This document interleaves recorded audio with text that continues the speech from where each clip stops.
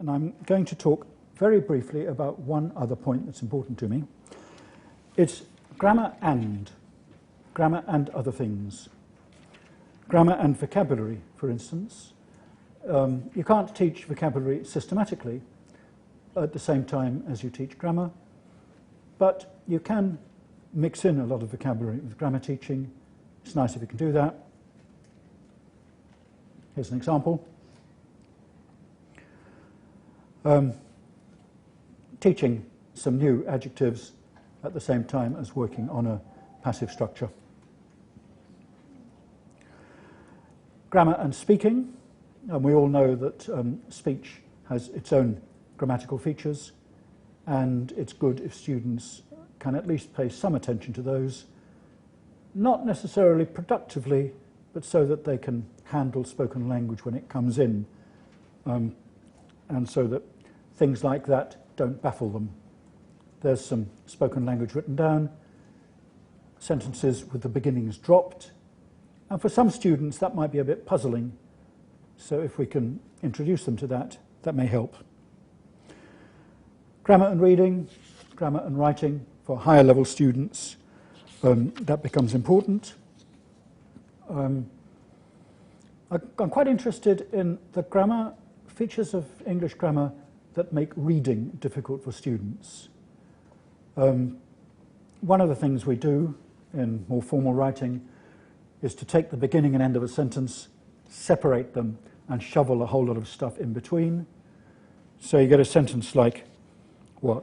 The meetings appear to have had little effect, simple sentence, and what you end up with is the meetings that David Cameron has been holding with European heads of state to discuss the current financial crisis appear to have had little effect.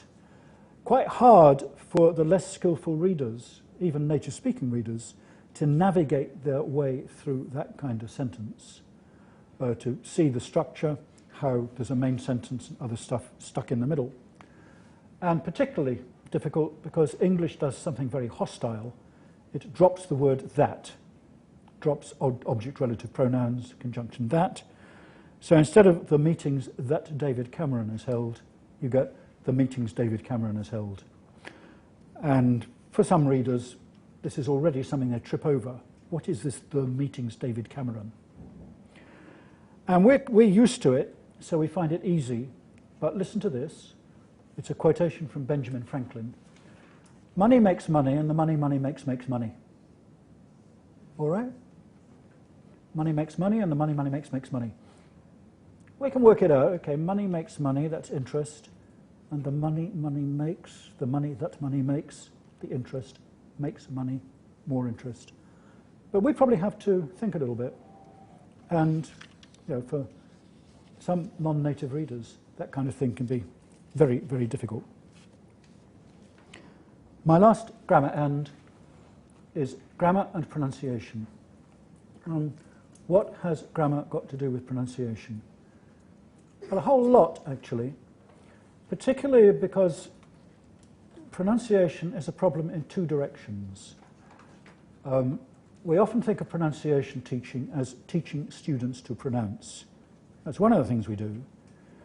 But the problem is often in the other direction, not us understanding what the students say, but the students understanding what we say. If you think of your experience of being in a foreign country where you haven't got a brilliant command of the language, the chances are they could understand you, but you couldn't understand them. I have this problem a whole lot. I've got rather poor oral comprehension. And they're just foreigners, they talk too fast, and they don't pronounce things properly. English does this a lot.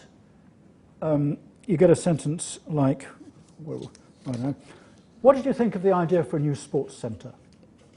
Well, you heard, what did you think of the idea for a new sports centre?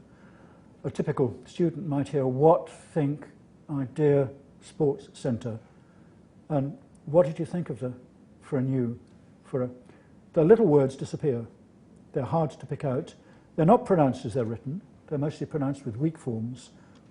Was instead of was, d instead of did, of instead of, etc. And those are grammatical words, almost entirely. The words that are hard for students to grasp the words that are problems for receptive pronunciation are the grammar, the auxiliary verbs, pronouns, prepositions. And so, for me, an important part of grammar work is linking grammar and pronunciation and giving students grammar practice on a CD-ROM where they not only learn to pronounce things, but they learn to understand what's pronounced. And I don't mind much if a student says was instead of was. They'll be understood. I mind if somebody says was and they don't know that it's was. You know, it's that direction that it matters for me. So when we recorded the CD-ROMs for these books that we did, we gave the actors in the studio a big talking to. The actors in the studio were used to recording standard language teaching CD-ROMs. Hello, Mary. Have you seen John? No, Peter. I haven't seen John, but I have seen... And we got them out of doing that into talking the way real people talk. Okay, that, I think, is about what I've got to say. Just to emphasize my absolute main principle. Doesn't have to be grey. The less grey we can make it, the better. Thank you very much indeed for listening.